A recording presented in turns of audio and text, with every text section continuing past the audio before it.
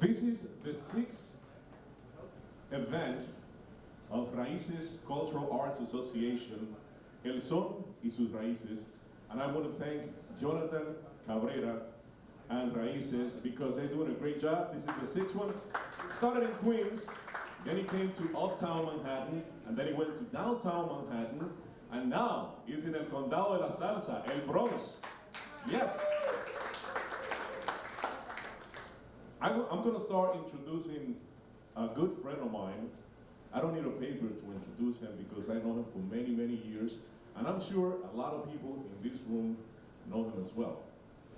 He's been around for many, many years.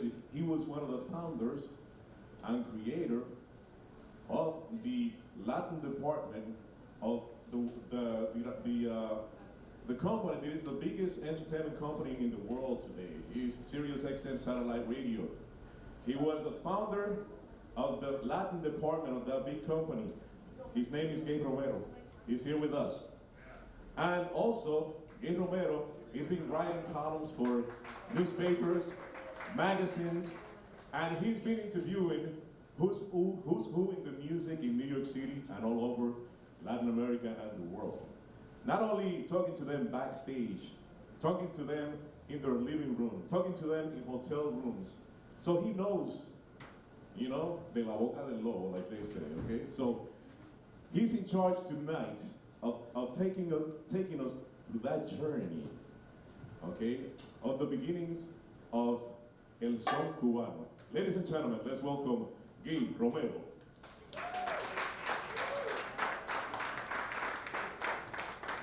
Once again, good evening, buenas noches. When we talk about Latin American music, we have a whole bunch of misconceptions floating around. Many people who call themselves experts, knowledgeable people, they have been responsible for dispersing a great deal of misleading information. We have quite a bit of Trumps in our world, okay? So, when we talk about Son Cubano, one of the things that we talk about when we are dealing with the ingredient, the formative elements of the music, before the music became a genre, because it was just an expression, we talk about the African element, the Spanish element. Unfortunately, when it comes to the Antilles, there is no Native American Indian element, because within 10 years after the arrival of the Spaniards to our lands, no había indio con cabeza. That is the reason why all of the slaves were brought into this world. The person responsible for bringing slaves into this world fue el almirante Cristóbal Colón. He was the one who requested of the crown at the time, Fernando el Católico, to concede him a license so that he could bring in blacks. But at the time when Colón came into this part of the world, there was a black person that came with him. He was one of the crew members of La Niña. His name was Pietro Alonso. Because of that tendency that we have in our society of painting the house white, and anything that is darker, keep it out of the picture. He was, at one point in time, he wasn't recognized that he had come on that initial trip. And then he was a black, era un negro, then he was a mulatto, and they kept on changing the story, but he was a black person. Okay? In 1511, the first 50 blacks, once that the license was conceded to private companies to import African pieces, pedazos o piezas de ellos, that's how they were categorized. 50 blacks from Africa came to Cuba and the Dominican Republic. After that, it takes up until about 7 years later. This is when the biggest shipment comes in for the first time, approximately 250 of them. This is the reason why many people claim that anything that happened in the Dominican Republic, La Española, Puerto Rico, or Cuba, and the countries of the Caribbean like Colombia, Venezuela, etc., that the element, the African element, but the one thing that you have to take into consideration is that there were blacks in Spain and in Portugal. In the case of this Pietro Alonso that came on La Pinta, you know, La Pinta, La Niña, y La Santa Maria, no, La Niña I think it was. I might be mistaken, but anyway, he came in. In that case, he was black from Spain, but he was free. The reason why I'm elaborating into this is because the presence of blacks in Spain, in the Iberian Peninsula, actually brought with that presence elements, musical elements that were incorporated to some of the expressions, musical expressions that were present in Spain. So, in other words, by the time that we got the influence from Spain, it had been already affected by the Africans that were already in Europe that had contributed something to them. In addition to that, Spain, when we go to school in Latin America, they tell us that Spain was under the ruling of the Moors for 4 centuries. That's a falsehood. The Moors jumped across the Gibraltar Strait in towards the end of the 7th century. And at the time when they, Isabel la Católica and Fernando Aragon got married, that is the time when they started chasing the Moors from the southern part of Spain, which is in the 15th century. So we're talking about 7, 8 centuries. When we analyze the system, the musical system of the Arabs, and that of the sub-equatorial blacks that were already in Spain, there are things in common. I'm not going to get into the technical part of it, but one of the formats, basic rhythmic formats that was, to this day, is present in some expressions in Spain, was brought in, and it was shared, not the same way, but it was shared by both the Moors and the blacks. And the Spaniards brought that in to us. We're talking about 1518. I'm going to go into one of those misconceptions that have to do with the origins of son. How many Dominicans do I have in here? Bueno, yeah, I just wanted to get into that. Something that I forgot to mention that Gabe was also a consultant for the Smithsonian Museum in Washington in the Latin music department. Going into that, I know you mentioned the Dominican Republic. Is this a myth, or is a legend, or is this real? 1580, Las Hermanas Inés, Micaela, 1562. Okay, 1562. In that, you know, Las Hermanas Inés, esclavas libres, oriundas de Santiago de los Caballeros. Is that a myth, or y el son de la mateadora? Is that a myth, Okay. or a legend, or is that real? That's where I was going to. That's why I brought all these of the African influence.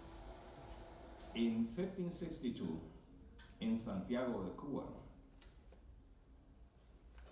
supposedly there were a couple of Dominican free slaves, Micaela and Teodora. Micaela went to Havana, Teodora remained in Santiago. The reason Santiago de Cuba, not Santiago de los Caballeros, because there is another Santiago de los Caballeros in Latin America, which is in Guatemala. Like that, Santiago de los Caballeros de Guatemala. And there is Santiago de Cali, and it's Santiago in Chile, and the Spaniards were very much into the Santerio Católico. Every place that they went, San Epitafio, and that's the name that they put to the place. But anyway, the reason why I was giving you all of these dates is because, the first heavy load of African slaves comes into this part of the world in 1518. 250 of them that were dispersed between Cuba and la ciudad privada de América, Santo Domingo de Guzman. No, we're talking about Santo Domingo de Guzman and what do you call it? And Santiago de los Caballeros. If these individuals, I'm talking about the sisters Gines, at the time in 1562, according to the records of the El Archivo de Indias in Sevilla, the Indies archives in Sevilla, one of the most precious possessions that you could have at the time to trade or do anything with was slaves. So, if they were at the time when they were in Cuba, after they have been freed in any particular way, no one talks about how they did that or how come they became free people. They must have been already in their late 20s, early 30s, so they had to be born somewhere around 1530 something. So in 1562, it is claimed that Theodora Gines actually came up with what is considered to be the most significant piece of music, representative not only of the Cuban spirit, and we have to think about that at that time, Cuba was not a republic, neither was Santo Domingo. They were Spain. So the music that was being interpreted by the colonizers, the Spaniards, after la etapa de los conquistadores, the conquerors, once that they settled in whatever place they went, they were playing the music from the peninsula. There was no music that was born on those places. That was yet to come as time kept on going. So it's very unlikely that there were such individuals. It has been demonstrated. The whole problem became when Alejo Carpentier, who was a Cuban born in Switzerland, of all places, okay, wrote a book about the Cuban music, and there he related the story that there was an orchestra, and he called it quote unquote orchestra, that was integrated by one Portuguese, two Spaniards, and one free black woman from the Dominican Republic. And he was talking about Micaela in Havana. There is no mention whatsoever of the existence of Mateodora. What about El Son de la Mateodora? There is no documentation. El Son de la Mateodora is, as a matter of fact, is a carbon copy of an Andalusian song. It has been already, I'm not going to go into those details because I would have to get into the technical part of it because the comparison of the scales and the music that was. The other problem with that, Nelson, is the fact that the first time that tune gets to be transcribed is 400 years after it was first so-called interpreted.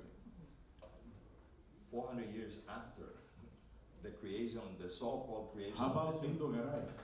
When Sindo Garay traveled from Cuba in the Cuban Revolution from Cuba to the Dominican Republic to Puerto Plata via Santiago Well, also. Cuban. And that, you know, I just want to bring that into the conversation, because then we're going to go forward with, you know, the beginning of El Son in Occidente, in Oriente, and then how we went to Havana and so on. Go ahead. Sindo Garay, in 1893, claimed that he saw for the first time in Santiago someone by the name of Nene Manfugas. They claimed that he was of Haitian origin. In the oriental part of Cuba, there were many people, and by the last names and the accentuation of those names, in the way, although they could have metamorphosed into a Castilian shape, but the accentuation of it is basically French, like Rene, for example, the great musician from Cuba. That is totally French, but when you see it written, sound, you know, looks like Spanish. Now we have to go back to the original way in which that name was written. But anyway,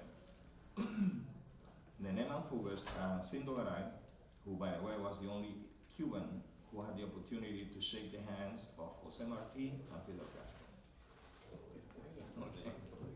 He was 100 and something at the time he passed away.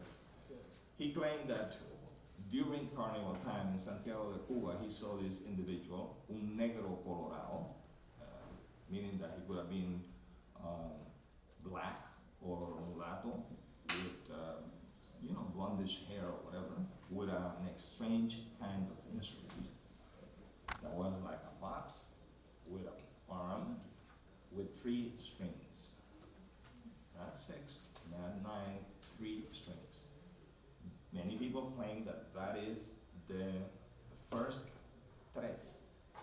He had brought that instrument from Baracoa, which was farther east in Cuba. No one could claim that he was born in Baracoa, no one could claim that he was in reality a descendant of Haitians, but the testimony of other people, contemporaneous testimonies, actually attest to the fact that this individual existed and that probably he was the first one who played this kind of weird instrument that was nowhere to be found prior to that. Sindo Garay, by the way, was not a sonero. He was one of the classic members of La Trova Tradicional Cubana that was not sung. But anyway, when it comes to son, and remember what I told you about the environment affecting people, and the basis on the Spanish side of son came from the Canary Islands, and they came from Extremadura. In fact, when we take a look at La Mateadora, that connects more with a song from Andalusia than from any other place in Spain. Son, as we know it, was not in any way. That's the reason why I wanted to play for you a version of La Mateadora. Because if anyone listens to that and tells me that that is son, melodically, rhythmically, in any particular way that you want to argue, that is not son. There is no way that it is son. But misinformation, the story that Carpentier related in his book about the music of Cuba excuse me, came from narratives that have been found in articles and books that have been written, you know, going back into time, when one of the things that they were not ethnomusicologists, they were not musicologists, so they were just relating. And in the case of that story of La Mateadora, there was no corroborating evidence. There is no documentation to prove that they really existed. So it's a myth. It is a myth. Well, you know, remember like about 5 years ago that we did a program at your station with someone from the Ministry of Culture of the Dominican Republic. And on air, he promised me and Nelson, I guess, and the listeners, that the next time that he was to visit New York City, he was going to come with copies of the birth certificates of the Hines sisters. Okay? Santiago de los Caballeros was founded in 1895 by Christopher Columbus. Okay? It was affected by earthquakes, totally destroyed, fires, totally destroyed. The Haitians burnt it down. Okay? As a military strategy during la Guerra de Restauración, it was burnt down also just to keep, the Spaniards away.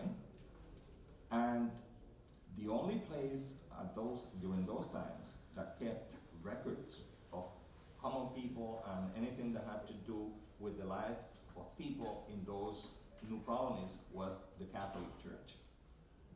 So gay. Okay, no, hold it. You burn the town, you burn the church, there are no records. There are no records in the Dominican Republic, and the one thing that you have to keep in mind is that this story, which is totally false, did not come to life in the Dominican Republic. It came to life in Cuba. Alejo Carpentier, 3 centuries, 4 centuries after the alleged incident and the creation of the so-called Son de la Matadora. Well, now going back to Cuba, we know the complexity of the origins of El Son, right? And it is odd that we have a Colombian and a Dominican here talking about El Son Cubano, and we have so many great Cubans here too. Los cubanos que están aquí, the Cubans. Well, the de La Habana. Okay. Los cubanos no creen que yo no soy cubano. So now we know the complexity of El Son Cubano. So there you go. So Camagüey was a place where there was el primer levantamiento en contra de la colonia. Okay, going back to the Son. Going back to El Son Cubano. Y donde se liberaron los primeros esclavos en Cuba. We can get into this too. Now we know the complexity of El Son Cubanos. Now we know the cousins and brothers of El Son, El Changui de Guantánamo, El Sucusuco de Isla del Pino, and all that together. When we say El Son Cubano, all that together, and then we go back to Oriente just to go forward because we don't have much time. Yeah, but to go into okay. And there is a theory. There are theories and hypotheses.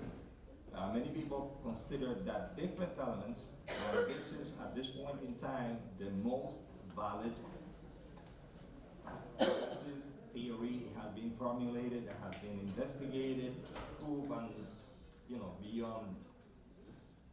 Is that different elements, the formative elements of Son, came into existence in different parts of the island, mostly on the oriental part. But the confluence of all of those elements happened in Havana. And that is the Son that we know as Son, because, like I said a little while ago, at the time when people in Oriente were playing an expression, a musical expression, was not at that point in time considered to be a genre. Okay? Once that it comes to Havana, and I had some pieces of, I'm sorry that I couldn't play that for you because the ear would tell you the point. But we have an excellent musician, a friend of mine, El Príncipe de Isla de Pinos. I am very knowledgeable about what he plays. Hello. Y otras islas menores alrededor. Well, there were styles, typical styles that were present in the way that the instruments were being played. One of the everyone who is familiar with Son Cubano, heard the name Trio Matamoros. There was one person prior to Matamoros, Alberto Villalón, who gets credited with bringing Bolero, the creation of Pepe Sanchez, to Havana. And he developed a style of playing the guitar that was very peculiar. But Matamoros was the one group that actually catapulted itself into international acclaim. And by doing that, introduced different audiences. They came to the US, they went to Mexico, they went to South America, Panama, Colombia. Colombia, Venezuela, and all these, and they brought with them the typical expression of El Son Santiaguero, but with a variant that no one had done to that point in time, because it was more or less a straight way of playing. Like I said, I'm not going to get into the technical part. We're just going to use the name. Vamos a usar los nombres. Que es el rayado, o rajado, como le llaman en México. And I don't know how many of you are familiar with Mexican music, ranchera music. The accompaniment of that is tin, tin, tin, tin, tin, tin, tin, tin. That's the rajado ranchero. But we had something similar in Cuba. Now, when Matamoros came in, we had two guitars and one individual that is playing not only maraca, but sometimes clave, and who is playing around with his voice, because the harmonies that he was doing, he was going around the lead voice that was Miguel Matamoros, and that is Ciro Cueto. So, why don't we give him a little taste of the Rayado Oriental Maya. Pick a tune. Lágrimas Negras. Okay, there we go. Primer bolero song in the history.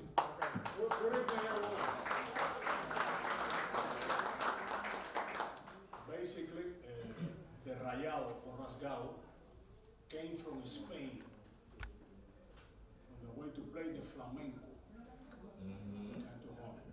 But this is no master class.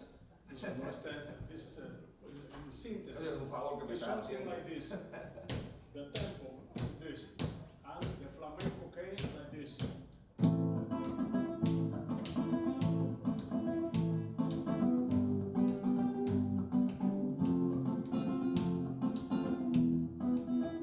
It's a tempo, but the Cuban people is a little crazy. They resist that influence, and the tempo is the same, but they play a contratiempo, syncopated. This.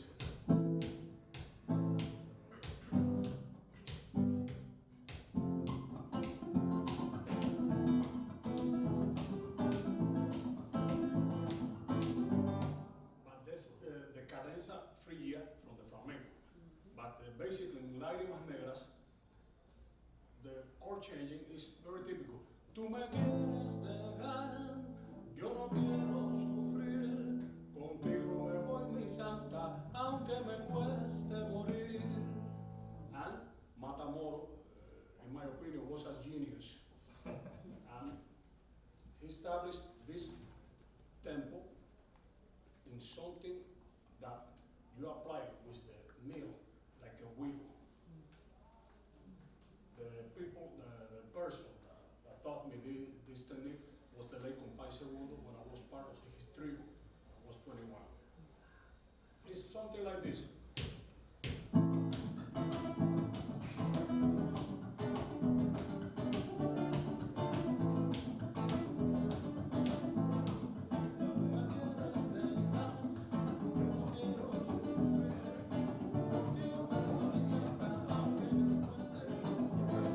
But the other guitar that Gabriel about the bordeo. In Cuba, they call bordeo this string that has at the beginning of this, it wasn't with a nylon string like a classical guitar. It was a steel string. Thank you, Mr. Bobby Sanabria. Give it up for Bobby.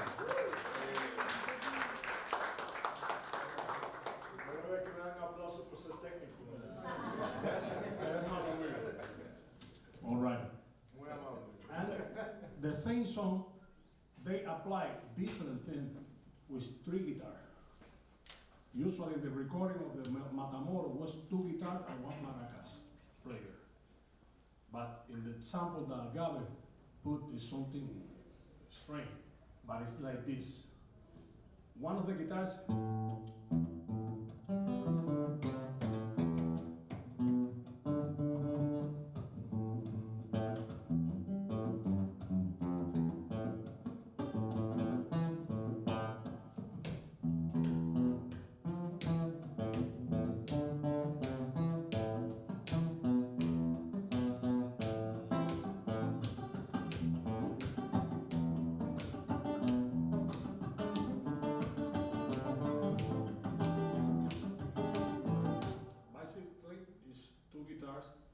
play it in this way. But the third guitar play the role of the tres player.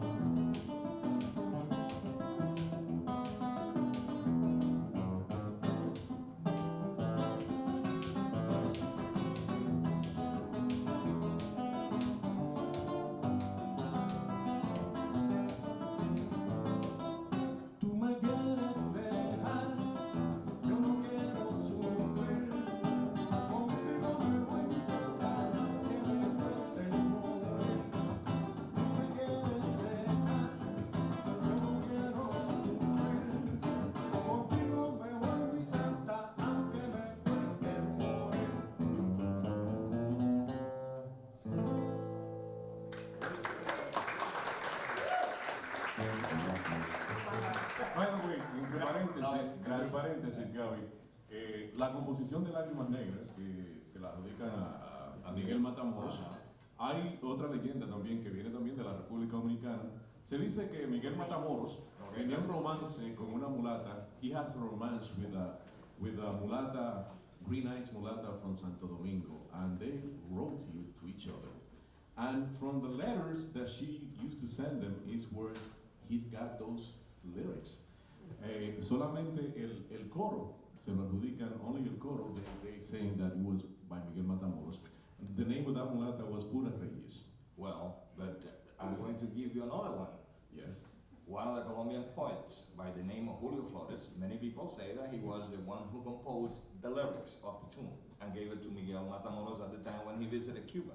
Okay. So, okay. Another myth. Okay. Well, I'm just getting into it. Let's go to Havana from Santiago. In the 1920s. One of the things that I want to tell you is this, and I have dealt with this in different occasions during my work when I had to do with copyrights and stuff like that. Periquito Perez composed that tune. Everyone takes Periquito as the composer of the tune, but then all of a sudden a paper appears that predates the pronouncement of Periquito Perez. And that paper says that Nelson Rodriguez was the composer of the tune. Maybe it was Periquito, but for all practical purposes, before a judge, a tribunal, la corte, como se dice aquí, this is the one thing that is valid. Okay? We have plagiarism. I mean, recently I was involved with an investigation that actually rendered Pablito Rodriguez, who recorded a tune in 1964, who he retitled Avísale a mi contrario, which is in fact Donde andaba esa noche, written by Ignacio Piñeiro in 1906. But Tito Rodriguez, which is the way that we know him, he had the, well, I was going to say that, but he had the courage to actually register the tune as the composer. And I have copy, this is not BS, I have a copy of the registration by Tito Rodriguez. And if you listen to the version of Tito Rodriguez of that tune, is the same lyrics, the same tune, the same melody, and all that crap done with big band. But this tune had been recorded by 4 different people, incluyendo María Teresa Vera, Antonio María Romeo, and all that in 1919. That was the first time that it was ever recorded. And there are contemporaneous interviews of Ignacio Piñeiro, more than one, where he's talking about this composition. So, I'm not going to get into that. Well, Okay, David, now that you're into 1919, let's go into 1920 Havana. 1920s Havana. We're talking about the Bolaños, el trío Bolaños, el Septeto Nacional, no, el Habanero, Septeto Habanero, and then Sexteto, que fue donde se puso la primera trompeta en el son. Luego, trío Matamoros, después Septeto Matamoros, el conjunto Matamoros, Tell us about that in the 1920s. well. I think it was Septeto Banero that actually that put El Son en el mapa internationally. Okay, you see this? Go ahead, go ahead. Eddie Palmieri recorded a tune that is entitled Lázaro y sus micrófonos. And he claimed that this was a great musician in Cuba, and a composition of such kind had been put together by someone in celebration of his talent. Lázaro was someone who used to live in Havana, somewhere around El Parque Trillo, para los habaneros que están aquí. And all what he did was that he used to rent microphones. He had a little bit of a amplifying system for bands. And someone decided to celebrate what the guy was doing. He was not doing it for free, okay? He was just getting money. But when we go into these stories, for example, before Septeto Nacional, there was a Septeto Banero, a Sexteto Banero, because even into the 40s, they were still recording under the moniker of Sexteto, okay? Although they were a Septeto. And even Septeto Nacional was not the first to incorporate a trumpet. There was a group founded 1 year before in Cuba under the moniker of Septeto, okay? So the same thing with the piano. The one thing that has been dispersed in here for years, ever since I came into the city, I've been listening to that. Arsenio Rodriguez was the first individual who incorporated conga drums to a conjunto. Arsenio Rodriguez was the one who actually brought the piano to the conjunto. That is false. All of it is false. We don't have the time to go into details, but take my word for it. And there is documentation, written documentation, investigations that have been conducted in Cuba as to, a very good friend of mine, Jose Reyes Fortun, Pepe, he did a hell of a job tracking all of this down, so there is satisfaction for anyone who has the curiosity when it comes to that. When I was talking about the micrófonos, the mics, Oriente was totally a rural area. Small towns, small hamlets, so, 3 cats on a stage, 50 people dancing, string instruments was cool, and singing and blah, blah, blah, blah. Now, when you came to Havana, the largest city in Cuba at the time, which is still the largest city in Cuba, where you had these gatherings, there was a need, in a way, to augmentate the sound. There was no amplification, there was no mechanical amplification at the time. The only way that you could achieve a greater volume was by adding instruments. In the case of the trumpet that was added, there are flyers like this from different cities, Cienfuegos, Camagüey, Holguín, and all that crap, prior to 1930, advertising a particular group that had come from Havana or from some other place, and the emphasis was that these individuals actually had a trumpet in the group. And this is all documented. There is physical proof that this was that way. Now, we keep on progressing because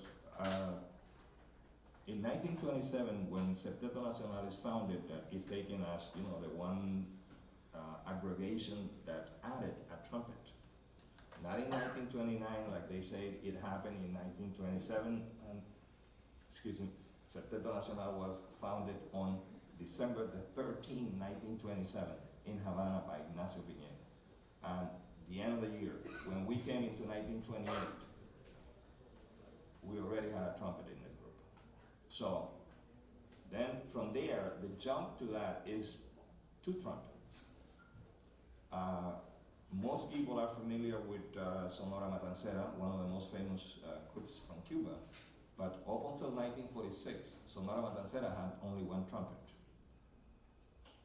Calixto was the only trumpet in the group up until Pedro Knight joined the group in 1946. That's when Sonora Matancera had 2 trumpets. But prior to that, as of 1939, El Conjunto Casino, that was a spin-off of the Sexteto Miquito, had 2 trumpets already. So, we keep on giving credit to this and to that without taking into account the information that we have and the physical evidence, which is the recordings. Like David said, that recording that I have in there, Trio Matamoros, it has 3 guitars, like he explained. Okay, Gabby, Okay, they gave us a signal that, cut her off? that Okay. yeah, that this is our time. But before we end, and we're going to take a couple of minutes, Bobby wants to do like a demonstration of bongos and something related to Sexteto Habanero. That was one of the most, Wow. the one that put El Son to the international level, Sexteto Habanero. Luego Miguel Matamoros and then Ignacio Piñero. Go ahead, Bobby. All forms of music, nothing is born in a vacuum. The people that get credit for things, etc., it's amorphous. We live in an age where everything now is documented because of recordings and things. Don't think that something, because it was recorded, was being done first by that person or whatever. I mean, when the 1920s come and recordings start happening, that's when the song starts blowing up, and you can hear, and RCA, the biggest record company at the time, started recording everybody. They wanted to corner the market on every place on planet Earth. The one thing I have to say about a song, that remember, it's a folk song tradition. Folk, like hillbilly music in the United States, etc., etc. It's a folk song. The first groups that played son were known as bungas in Oriente. Just a person, maybe with a guitar, another person blowing into an olive oil jug with holes in it for a bass, just like a hillbilly band in the United States, and maybe somebody playing maracas or clave. These were known as bungas or bunga orientales. But from those humble beginnings began the song. I don't want to take up too much time, pero es bien importante que ustedes sepan esto. When you go see a salsa orchestra and you see the bongocero, right? That bongo player, whoever it is, has a direct tie to all of these groups that were happening in Cuba in the 20s and even before that. And Sexteto Habanero has a guy named Oscar Sotolongo in that band. And he becomes very influential, but then he decides to leave. And the guy that takes his place is a guy named Agustin Gutierrez, who became known as Manana. Because of recordings, he was the first person documented doing this. Okay, here we go. Yeah, Martillo. Bobby Sanabria playing the bongos. This is right. Bobby. Wait. I gotta do this because if no, chacho, me está jodiendo la pita. Okay, he's the first person documented on recordings doing this. But is he the first person to invent it or what? We don't know. We just don't. But this pattern.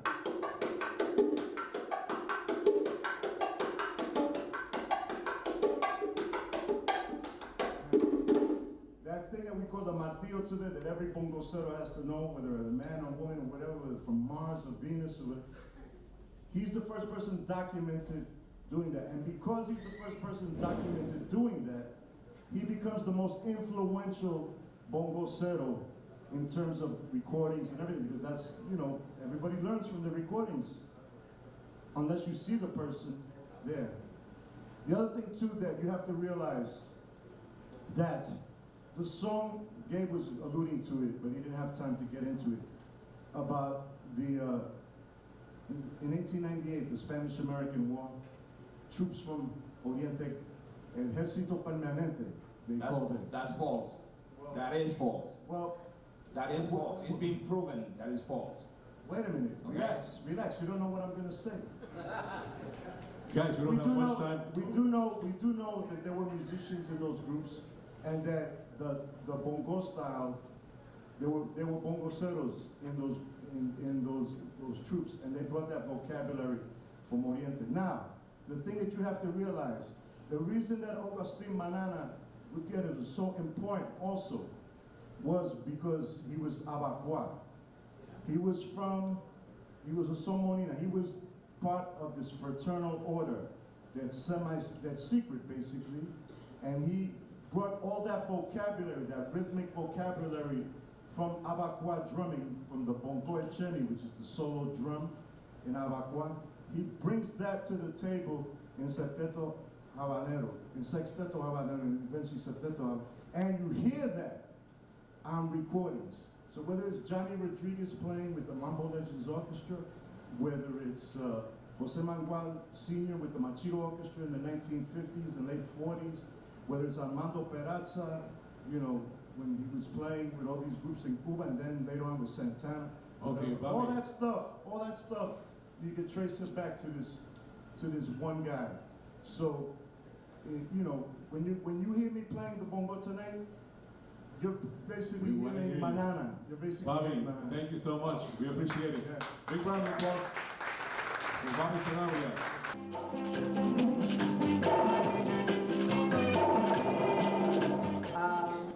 Para mí el son, en mi actualidad, porque veo mucha gente con una trayectoria impresionante por todo lo que he platicado con Jonathan, lo visualizo desde un punto de vista más contemporáneo, en este momento a mi época. Y yo hoy en realidad lo fusiono y lo veo como una fusión, pero también tengo muy claro que tiene una raíz y que no es de 1 ni 2 ni 10 años, viene de mucho más atrás. Y por supuesto que tenemos que ver un poquito con la red de Cuba, agua, por supuesto, sí, Cuba es muy importante para el sol. Si hay salsa, es por el son. Primero que todo, el son significa, está bien vinculado con mis raíces porque vengo de una familia cultural. Toda mi familia o es bailarina o son percusionistas. Eso está fusionado conmigo, desde lo traigo en mis años. El son, muchas de las cosas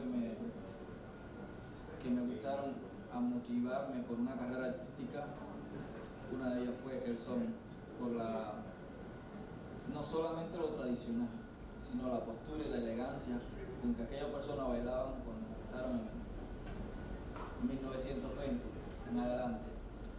Esa postura, esa elegancia, esa proyección, esa pasión que tenían las parejas a la hora de bailar, eso fue una de las cosas que me motivó a mí a bailar.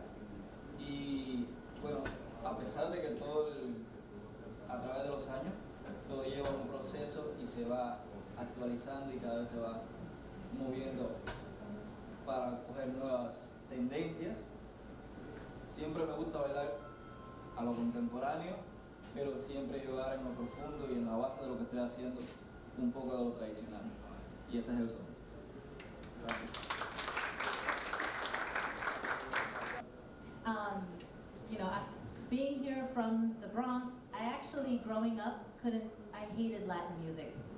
You know, it was what my grandparents listened to. I grew up listening, you know, with my dad, it was like Lionel Richie or things like that. You know, I think it's typical for a lot of generations, whether it's first generation, second generation, or you just come here and you have kind of like one foot in both cultures. So I grew up hearing this and being like, that's not for me, you know, and really being whatever more Americanized or listening to Video Music Box and MTV and things like that. I'm aging myself. And, you know, I guess around the age of maybe 17, 18, there was a place in the Bronx called Side Street. And my mom used to take me there on Sunday afternoons, and I would watch everybody, and I was like, what is this? Now, I had been trained in like classical dance, jazz, tap, as you kind of do with your children, you dump them in dance class. And I did that for 10, 12 years. And so fast forwarding, and I'm here at Side Street and I'm watching these people, I was like, man, this stuff is kind of good. And, you know, just having that classical dance training, I could see, I could count, you know, when you first learn how to dance, you learn how to count to the music. But it just looked like so much fun. And after that, I was introduced to a dance company that was called Razzmatazz back here in the 90s. And Miss Abby here from Mambo Mamas was one of the first to let me jump on a stage and perform salsa when, you know, they weren't really allowing us taller, healthier gals up on the stage. dance that salsa? Yes, please. Abby, give everybody a hand. Give Abby a hand. The creator of Mumble Mamas here in New York.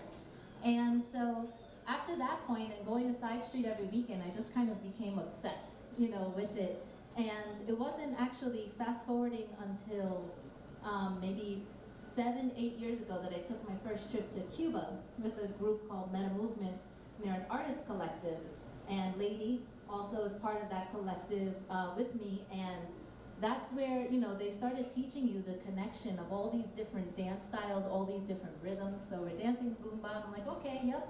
I had, you study things like Yoruba, you hear about all of that information, and then, they start demonstrating son, and I'm like, what? That kind of looks like this New York style /on2, whatever you want to label it, mambo, the 5,000 names we put on it. I was like, it kind of feels the same. Or, at least some type of derivative, or it influences it.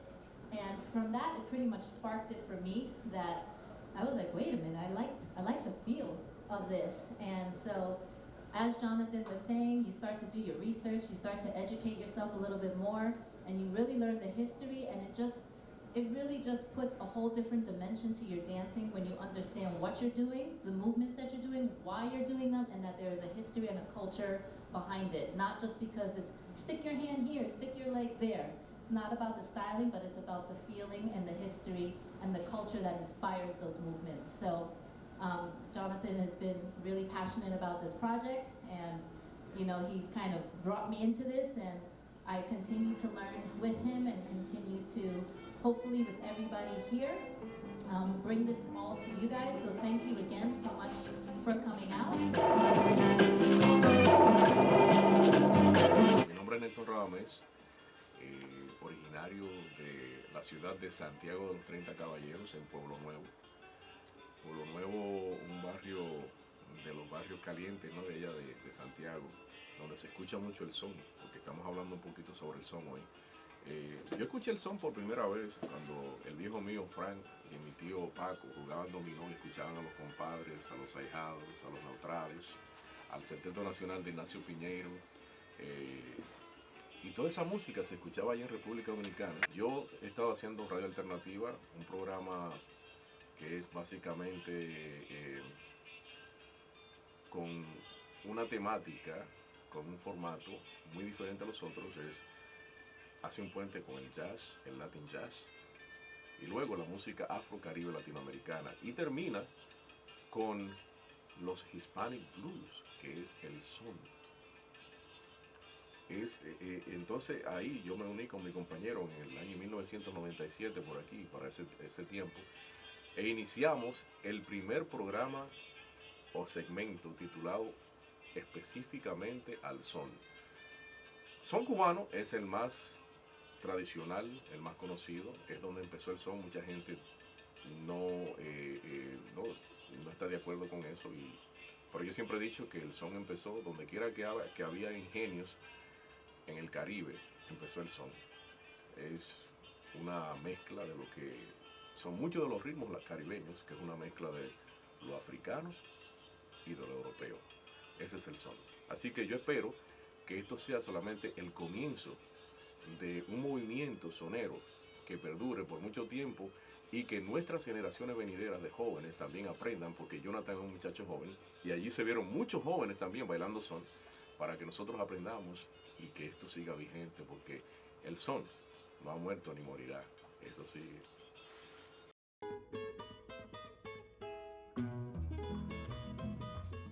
Lamentablemente, en nuestro país hay un concepto que inclusive esa era una de las cosas por las que yo he peleado tanto, siempre he dicho que el son hay que tratar de sacarlo de esa perspectiva de que el son es solamente un baile para viejos. E inclusive más para allá, y se lo he dicho a Nelson aquí, a nivel del show, y la gente lo sabe, de que realmente hay que hacer un trabajo para tratar de masificar.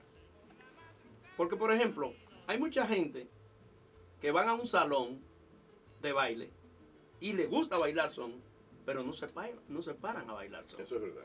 ¿Por qué? porque entienden que si no dibujan, que si no sueltan, que si no para acá, que si no para allá, entonces Intimidan esos viejos. se intimidan. No, déjame decirte, yo mismo que sé bailar un poquito, aunque no sé la técnica, la mecánica, estaba en la escuela con esta muchacha, con Lietis, que estuvo fabulosa, dicho sea de paso. Y cuando yo veo esos viejos tirando esos pasitos y la pareja mía dice, yo no sé bailar, pero es mentira, que no se quiere parar. Exactamente, Sí. ¿tú entiendes lo que es? Ajá, Entonces, sí. hay una intimidación. Entonces, cuando Nelson me dijo de que habían jóvenes allí, realmente me sentí muy contento. Camina así, la mujer de Antonio camina así.